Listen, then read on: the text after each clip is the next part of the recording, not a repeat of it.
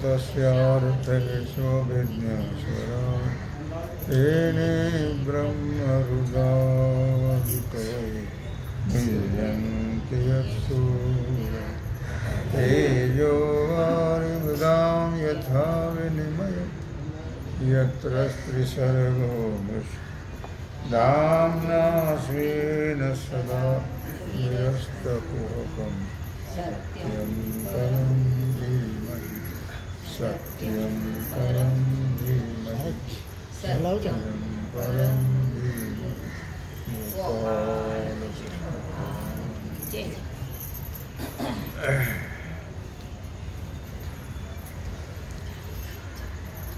तयाद्वयपना अकुलिया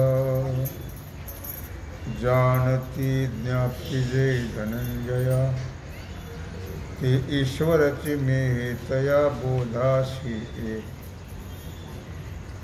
भगवान सिद्धेश्वराच्या असीम कृपेनं श्री रुक्मिणी पांडुरंगाच्या चरणाजवळ बसून श्री सद्गुरु ज्ञानेश्वर महाराज, श्री जगद्गुरु तुकाराम महाराज, श्री संत एकनाथ महाराज यांच्या चरण सानिध्यामध्ये आपण सर्वजण मिळून महान ग्रंथराज ज्ञानेश्वरीच्या 18व्या अध्यायाच्या 1204 ओळीचा विचार करतो आहोत। विषय आहे अद्वैत बोध। तया अद्वयपणा अकुलिया जानती ज्ञप्ति जे धनंजया। भगवान श्री कृष्ण परमात्मा अर्जुनाला अभेद ज्ञानाचा विषय सांगता आहे, अद्वैत ज्ञान सांगता आहे की अर्जुना, त्या आपल्या अखंड स्वरूपाला प्रकाशित करणारं कोणतं ज्ञान असेल तर ते अद्वैत ज्ञान आहे। अर्थात आणि ते एक लक्षात ठेव, महत्वाचा भाग, ज्ञान ईश्वर म्हणजे ब्रह्मच आहे। तर ज्ञान हे भगवंताचं स्वरूप आहे, सत भगवंताचं स्वरूप आहे, चित म्हणजे ज्ञान भगवंताचं स्वरूप आहे आणि आनंद हे भगवंताचं स्वरूप आहे। अर्थात ऐसे हे मी ते तया बोधाशी। मग या ज्ञानाने काय होतं? या अद्वैत ज्ञानाने मी ब्रह्म आहे अशा प्रकारचं यथार्थ ज्ञान होतं। आणि मग त्या क्रमयोगाला अशा प्रकारचा अनुभव येतो। म्हणजे कशा प्रकारचा येतो? तर मी ब्रह्म आहे, मी परमात्मा आहे, मी देव आहे, मी आत्मा आहे, हे सगळे एकार्थी शब्द आहेत। अशा प्रकारचा अनुभव त्या क्रमयोगी ज्ञानाला येतो। क्रमयोगी म्हणजे क्रमाक्रमाने जाणारा, क्रमाक्रमाने अभ्यास करणारा। आणि मग ज्यावेळी त्याला अद्वैत बोध होतो त्यावेळी भेदा भेद भ्रम अमंगळ विष्णुमय जग वैष्णवांचा धर्म भेदा भेद भ्रम अमंगळ। मग त्याच्या ठिकाणी द्वैत अद्वैत हे राहत नाही, तो द्वैत अद्वैताच्याही पलीकडे जातो। आणि मग काय होतं? द्वैत अद्वैताच्या पलीकडे गेल्यानंतर मीच आत्मा एक निभ्रांत तो भ्रमरहित होतो आणि मितो स्वये आत्माराम, मितो स्वये परब्रह्म, अशा प्रकारचा त्याला बोध होतो. असा बोध होण्याकरताच हा मनुष्य देह आहे. इतर योनीमध्ये, इतर देहामध्ये हा बोध होत नाही. त्यांना ती बुद्धी नाही. लक्षात ठेवा, हे फक्त मानवी देहाचं सामर्थ्य आहे आणि मानवी देहाची योजना भगवंताने त्याच्याकरता केलेली आहे. केवळ आणि केवळ मी एक ब्रह्म आहे, आत्मा आहे, हे कळून घेण्याकरता या मानवी देहाची योजना आहे.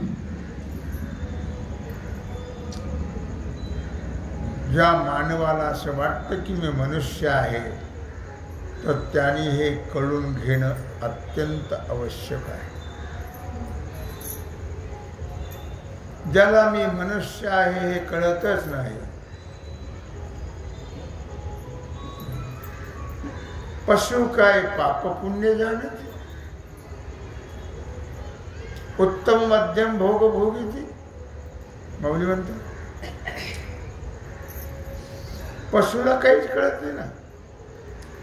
चांगलं कळत नाही, वाईट कळत नाही, पाप कळत नाही, पुण्य कळत नाही, उत्तम काय आहे, अधम काय आहे, हे कळण्याची बुद्धी फक्त मानव देहामध्ये आहे. म्हणून या मानवी देहामध्ये आल्यानंतर मनुष्यपणा तरी साधी नारायण, मनुष्यपणा तरी साधी नारायण, नाही तरी न पशु होणे, नाही तरी न. मनुष्य देहात आल्यावर हे ज्ञान करून घेतलंच पाहिजे,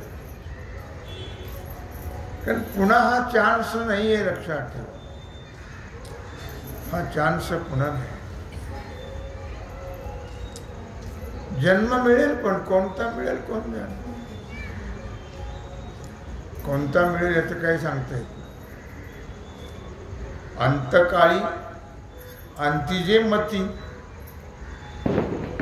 अंतकाळी जी बुद्धी होईल आता कशी होईल कोणाच ठाऊक. जो छंद आहे आपल्याला, ज्याची आवड आहे आणि जे नेहमी करतो आपण, तेच अंतकाळी आठवतं आणि तशी वासना होते. आणि मग जन्म घेणे लागे वासनेच्या संगे. मग त्या वासनेप्रमाणे त्याला जन्म प्राप्त होतो. जे करत असेल ते येतं शेवटी त्याच्या तोंडाला मरताना. तुम्ही ज्याचा ध्यास घेत असाल, जे भोगत असाल, जे तुमच्या मनात ध्यानात असेल, तेच येतं मग अंतकाळाच्या वेळेला. आम्ही भजन केलं तर मग भजनच येतं. अखंड जर भजन करत राहिलं, त्याच्याकरता तर भजन करायचं. राम राम म्हणता जाओ माझा प्राण, परिहा नारायण कृपा करो. राम राम म्हणता जाओ माझा प्राण. राम राम म्हणत जर प्राण गेला तर साधलंच सर्व, व्यर्थ जाणारच नाही. अंतकालीच मामी स्मरण मुक्त्वा कलेवरम यप्रयाति समद्भावम याति नास्तत्र संशय. अंतकाळी ज्याच्या नाम आले मुखा, तुका म्हणे सुखा पार नाही. म्हणून हे जे महाज्ञान आहे हे जाणणं फार अवघड आहे. वृत्तीच्या द्वारा जाणणं आवश्यक आहे. वृत्तीद्वारा जाणण्याला महत्व आहे.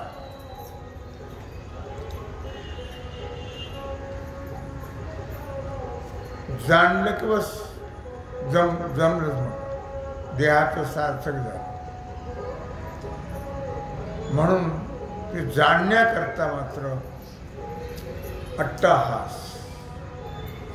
अट्टहास करावा लागतो. हे वृत्तीज्ञान सुद्धा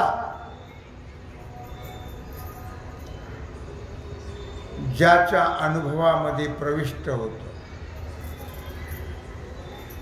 त्यालाच हे साधल्या जात. अनुभवे आले अंग, तुका म्हणे चाखुणी सांगे, मज अनुभव आहे अंगे. मग ते म्हणून स्वैराबाई म्हणतात, अनुभवाविन मान हलव नको रे, हरिभजनाविन काळ हलव नको रे. अनुभवाविन मान हलव नको रे. अनुभव बाकीचे नको आहेत. अनुभव बाकीच्या अनुभवाची गरजही नाही. आता हा अनुभव पाहिजे, हा छंद पाहिजे आणि हा ध्यास पाहिजे. कारण कोण दिवस येईल कैसा नाही देहाचा भरवस. कुणास ठाऊक कोणता दिवस कसा उगवतो, कधी श्वास बंद पडेल सांगता येत नाही. त्याची गॅरंटी नाही. शेवटचा कोणता ठरेल काही सांगता येत नाही. लक्षात गॅरंटीच नाही त्याची. म्हणून अट्टहास. करा करा लाग पाठ, धरा पंढरीची वाट, जव नाहीच पेट, घात पडला काळाचा. करा करा लाग पाठ, धरा पंढरीची वाट. एसटीनं का होईना पण जा, धरा पंढरीची वाट. जव नाही चपेट, घात पडला काळाचा. म्हणून घाई करा, घाई करा, घाई करा. एवढंच धन आपल्या बरोबर येतं. राम रतन धन पायो, मनुजा राम रतन धन पायो. एवढं धन आपल्या बरोबर येतं. बाकी सगळं धन इथंच राहत. तेथ चैलिया एकपण, दिसे जे आपुला आपलया आपण. तेही आता नेणो कोण होई जे जेवी. तेथ चैलिया एकपण, त्या अवस्थेमध्ये तो अनुभव अवाच्य आहे, अज्ञेय आहे. ज्याप्रमाणे त्याला दृष्टांत दिला, चैलिया एकपण, दिसे ते आपुलिया आपण. जसं जाग झाल्यानंतर एकपणाचं ज्ञान होत. मी एकटाच आहे. वराड नोहे स्वप्न गे माय, वराड नोहे स्वप्न गे माय. बाप रखुमा देवी वराची बिगिधरा पाय. मी कवनाची मज सांगा कोणी, मी कवनाची मज सांगा कोणी. जागे झाल्यावर एकटंच राहत आणि एकटं पण कळतं जागे झाल्यावर. जागे झाल्यावर म्हणजे ज्ञान झाल्यावर. जसं स्वप्नातून जागे झाले की एकटंच राहत, तसं या स्वप्नातून जागे झालं की एकटंच. कारण संसार हे काय आहे, हे स्वप्न नाही, हे स्वप्नीचे मृगजळ असं म्हणलं. स्वप्नातले मृगजळ आहे, खोट्यातलं खोट. का बरं असं सांगितलं माऊलीनं तुकोबारायाने? हे स्वप्नातलं मृगजळ आहे, खोट्यातलं खोटं आहे. जीव जागा होण्याकरता सांगितलं आहे का नाही? आहेच. ते काही करमणूक करतात का?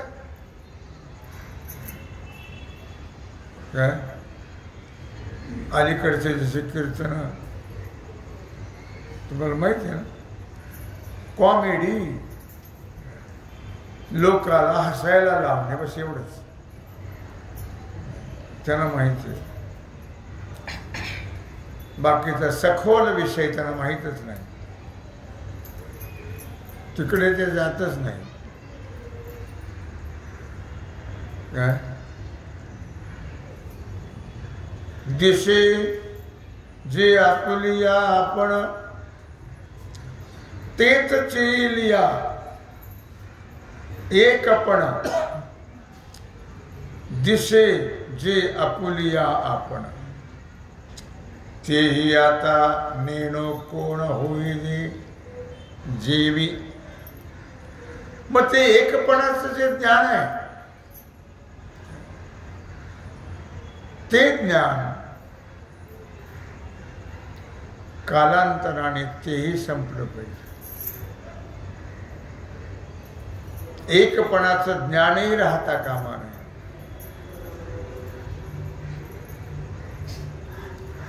कारण स्वप्न नष्ट झाल्यावर अनेकपणा राहत नाही आणि एकपणाही राहत नाही. मी एकटाच होतो बरं का, मी एकटाच होतो. अरे केव्हा? आता ते स्वप्नही गेलं, सगळ्या जागाही झाला, ते घोकायचे का? ते एकटेपण सुद्धा गेलं पाहिजे. एकची घोंगडे पांघरू हरी. अर्थात स्वप्नात जसं काही कळत नाही तसं या स्वप्नातही कळत नाही. पुष्कळ साधू संतांनी अवतार घेतले, ग्रंथ लिहिले, भोम मारून सांगितलं. वाद तसे बोंब कोणी ना ऐकती काय. पण जीव काही जागा झाला नाही, जागा होत नाही. इतका गाढ झोपेत आहे. तो जाग व्हायचा विचारच करत नाही. का डोळा देखती क्षणी सुवर्णपण सुवर्णी. नाटिता होय आठणी अलंकाराची दृष्टांत दिला.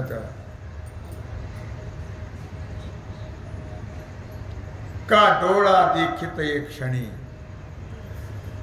सुवर्ण पण सुवर्णे. सोन्याच्या ठिकाणी असलेला सोनेपणा तो विचाराच्या डोळ्याने पाहिल्याबरोबर सोन्याचा बनवलेला जो अलंकार आहे तो मुशीमध्ये घालून न आठवता ते सोनच आहे असं कळतं. हे सोनच आहे. अर्थात पण ते सोनच आहे कळणं महत्वाचं आहे. एकची लेणे एकची सोने नाना लेणे बाळे आणि बुगडे जगामधी ब्रह्म दिसे उघडे. जगामधी ब्रह्म दिसे उघडे. एकची माती नाना भिंती रांजण आणि सुगडे. जगामधी ब्रह्म दिसे उघडे. जगामधी ब्रह्म दिसे उघडे. एकची तंतू नाना पंतू धोतर आणि लुगडे. जगामधी ब्रह्म दिसे उघडे. उघडं उघडं आहे सगळे पण ते कळणं महत्वाचं आहे. कळून घेणं महत्वाचं आहे. कळणं कळून घेण्याकरता भगवंतानी या गोमट्या देहाची रचना केलेली आहे. या गोमट्या देहाची सुंदर देहाची भगवंतानी रचना केलेली आहे. अर्थात नाना लवण तोय होय. दुसरा दृष्टांत दिला. मग क्षारता तोयत्वेर आहे. गोड पाण्यात जैसे आहे मीठ. बऱ्याचं प्रमाण आहे. इथं ओवी पण तशीच आहे. नाना लवण तोय होय. मग क्षारता तोयत्वेर आहे. पाण्यात मीठ टाकल्यानंतर मीठ विरघळून जातं पण खारीपणा राहतो. तेही जिरता जेवी जाय झाले पण. आणि मग असा तो जो व्यवहार आहे तो व्यवहारही नंतर समाप्त होतो. त्याप्रमाणे या दोन दृष्टांताप्रमाणे तैसा मी तो हे जे असे ते स्वानंदानुभव समरसे. कालवणिया प्रवेशे मजची माझी. तैसा मी तो हे जैसे जे असे त्याप्रमाणे मी आणि तो तसेच हे म्हणजे अपरोक्ष वस्तू. हे अपरोक्ष वस्तू आणि जे म्हणजे परब्रह्म. ते परब्रह्म मी आहे. तो परस्परातला भेद संपला पाहिजे. कारण परमार्थामध्ये स्वानंदाचा अनुभव आहे आणि संसारामध्ये दुःखाचा अनुभव आहे. मानत नाही तो भाग सोडून घ्या. कारण आम्ही ते खरड्याची परंपरा चालवतो.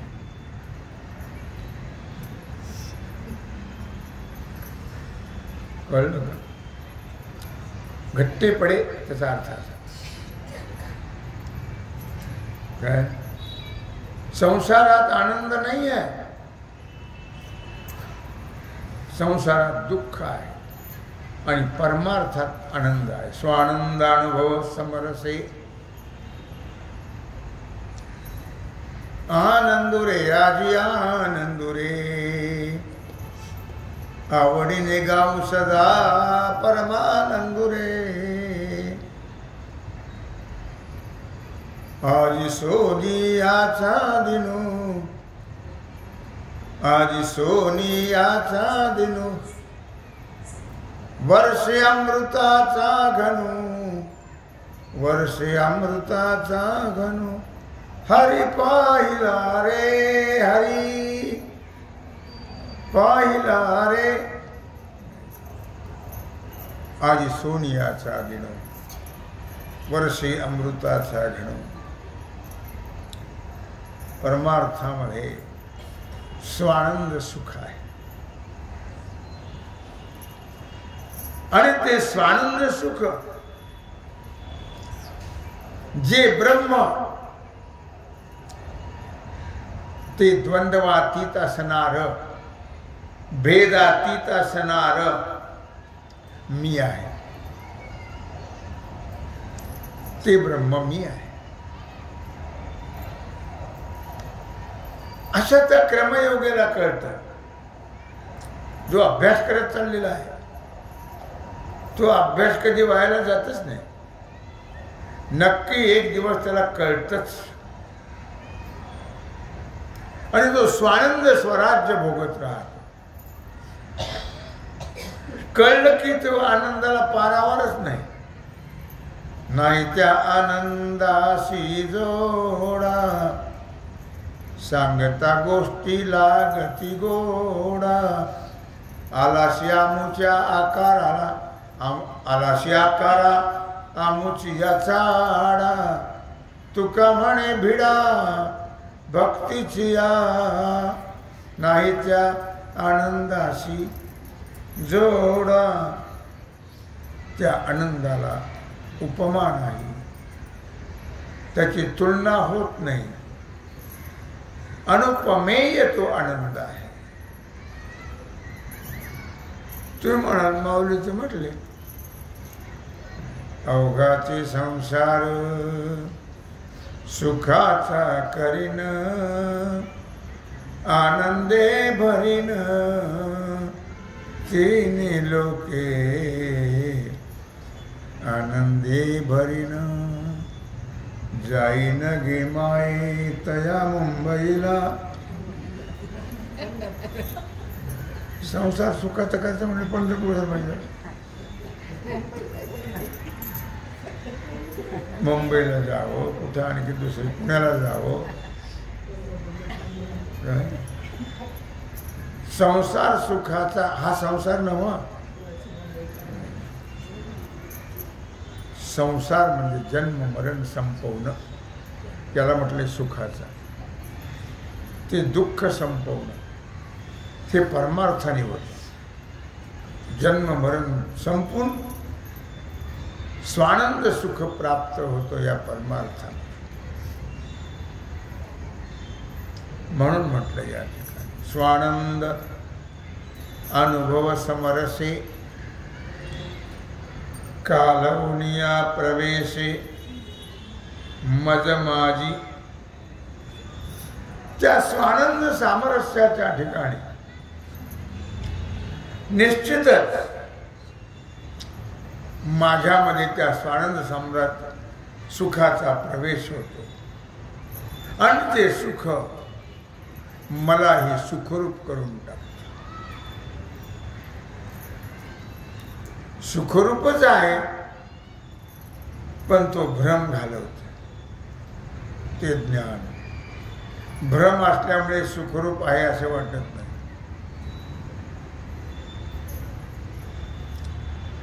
आणि तो हे भास जेथ जाय तेथ मी हे कोणी आहे ऐसा मी ना तो तिये सामाये माझ्याचे रूपी. मग मीही गेलं पाहिजे तोही गेलं पाहिजे. मी तू पण जाऊ दे हरी मी तू पण जाऊ दे हरी एकची घोंगडी, मी तू पण जाऊ दे दुरी एकची घोंगडी पांघरू हरी. मी पण गेलं पाहिजे आणि तू पण गेलं पाहिजे. मी आणि तू हे भानगडी वाढवत लक्षात. मी नाही तूही नाही. उरला उरे विठ्ठल आणि हे भास घेत जाय. तोपणा गेला पाहिजे. मी हे कोणाशी आहे मीपणा गेला पाहिजे. हे भ्रम आहेत दोन.